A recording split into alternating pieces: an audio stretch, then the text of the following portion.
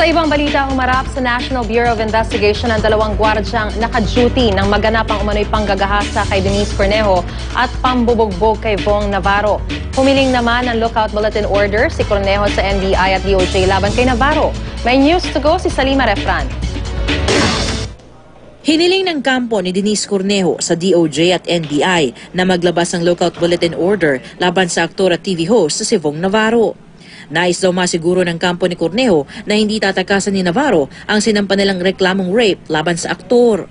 I think it is just na harapin din ni Vong Navarro. Siguraduhin din na haharapin niya yung kasong rape na laban sa kanya. So kung nakita pinaskill yung mga picture ng kliyente ko, dapat ipaskill din yung picture niya sa lahat na siya may kaso ng rape para patas lang. Nauna nang naglabas ng lookout bulletin order ang DOJ laban kay Cornejo at sa magkapatid na Cedric at Bernice Lee na sangkot umano sa pamubugbog kay Navarro. Ibig sabihin ng lookout bulletin order, iaalerto ang Bureau of Immigration para bantayan kung aalis sila ng bansa. Napasok na ng mga tauhan ng NBI kahapon ang condo unit kung saan umano ginahasa si Cornejo at binugbog si Navarro. Sumama sa inspeksyon ang may-ari ng unit na si Soledad Ramos.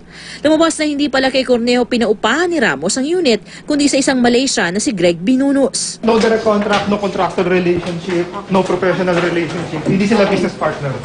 Wala silang, hindi niya kakilala. Tinulungan lang dahil humingi ng tulong, according to Greg.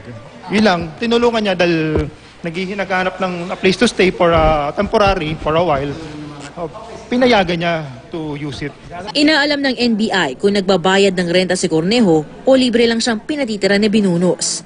Kasama ni Ramos si Binunos sa pagharap sa NBI. Sinikap namin siyang kunan ng pahayag pero hindi siya nagpaunlak ng panayam. Lumabas din na isang linggo pa lamang nananatili roon si Cornejo na maganap ang mga insidente noong January 22. Kinabukasan, inireport daw ni Cornejo sa security na nilooban ng unit at may nawawala siyang mga gamit.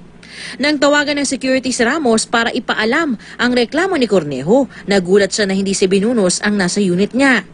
Nangako naman makikipagtulungan si Ramos sa investigasyon. Humarap din sa NBI ang dalawang gwardya ng Megaforce Security na naka-duty nung gabi ng January 22. Pinatukoy sa kanila ang mga lalaking kasama ng nakagapos sa si Navarro palabas ng gusali.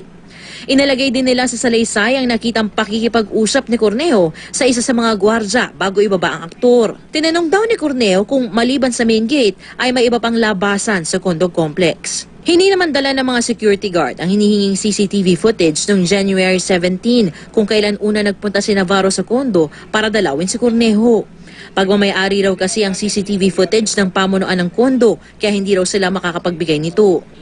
Dumating din ang abogado ng isa sa mga umano'y nambugbog kay Navarro na si Jed Fernandez na unang kinilala na alias Mike pero tumanggi siyang magbigay ng pahayag. Salima Refran, GMA News.